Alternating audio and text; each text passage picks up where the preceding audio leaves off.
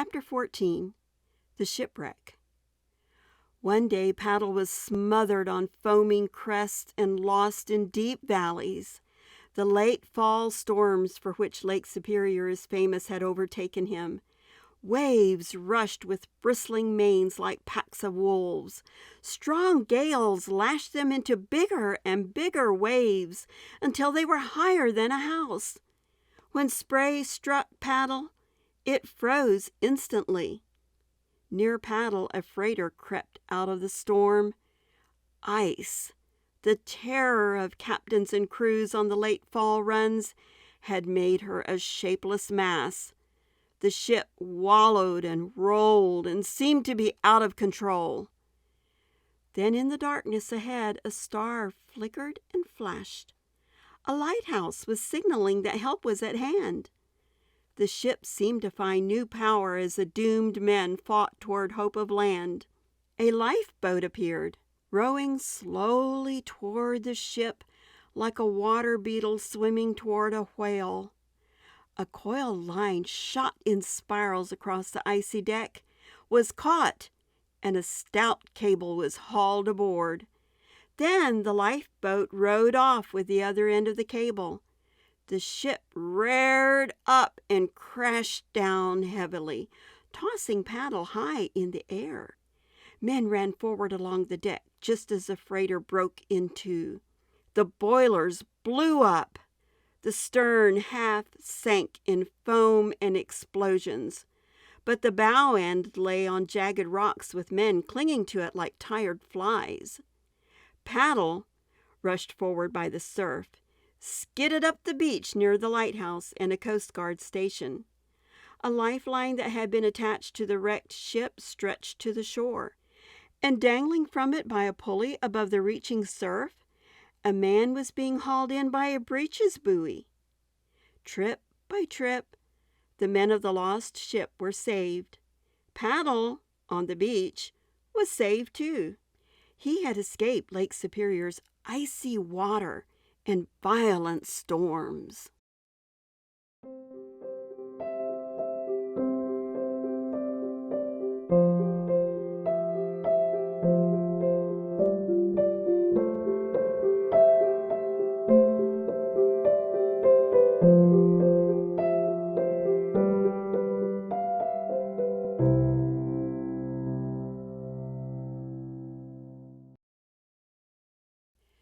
Chapter 15. Dry Dock. Yes, I know that if one sunken ship were placed every half mile, the line of wrecks would reach from end to end of the Great Lakes chain. But that doesn't make me feel any better now that my ship has joined them in Davy Jones's locker. The captain of the wrecked freighter had been talking to the crew of the Coast Guard station while his men were getting into warm, dry clothes. The rescued men were soon driven off in trucks, and the Coast Guard crew took time to look at Paddle. He had been found after the wreck and set on a table among charts and brass instruments. The men knew from Paddle's carved sign that he had started his travels near Nipigon. They guessed from his red ore stains that he went somewhere near Duluth. He must have gone, they figured on a chart, about 700 miles. You haven't allowed for winds blowing him all over the map, said one of them, called Bill. 2,000 miles would be more like it. He sure needs repairs.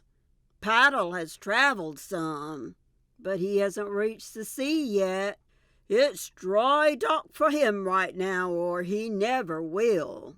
So that is how Paddle got a new copper rudder that would not rust, new paint with the canoe bright red, and a waterproof coating of ship's varnish.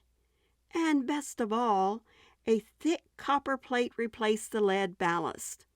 Bill stamped small letters deep into this plate. Now the sign read, "I am Paddle to the sea, from Nipigon country north of Lake Superior. This plate, containing original message with more added, was put on at Whitefish Bay after a shipwreck. Please help me to more adventures. Scratch with metal point on this copper names of towns I pass. Return me to water in good place to continue voyage to sea.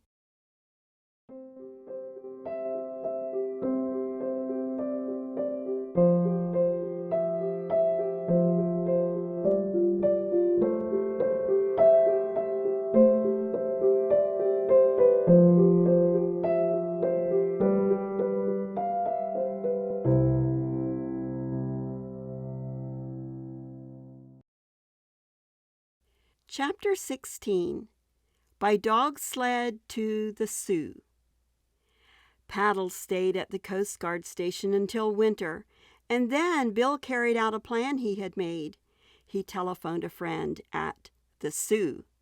This is what people call Sault Ste. Marie, twin cities that lie one in Canada, one in Michigan, with St. Mary's River as a boundary between. Ships cannot pass down the roaring rapids at this point. Instead, they go around the rapids by means of locks built like huge stairs, then follow St. Mary's River to Lake Huron. When the river freezes, the ships tie up at the Sioux to await the spring breakup. When Bill's friend, the mate on an icebound freighter, answered the telephone, the Coast Guard crew gathered around to listen. "Hello, Maloney. This is Bill. Say, after that last wreck, we picked up an Indian in a canoe. Yeah, came 2,000 miles from Nipigon." And Bill swung the receiver so his pals could listen. "Jumpin' whitefish! How did he ever?"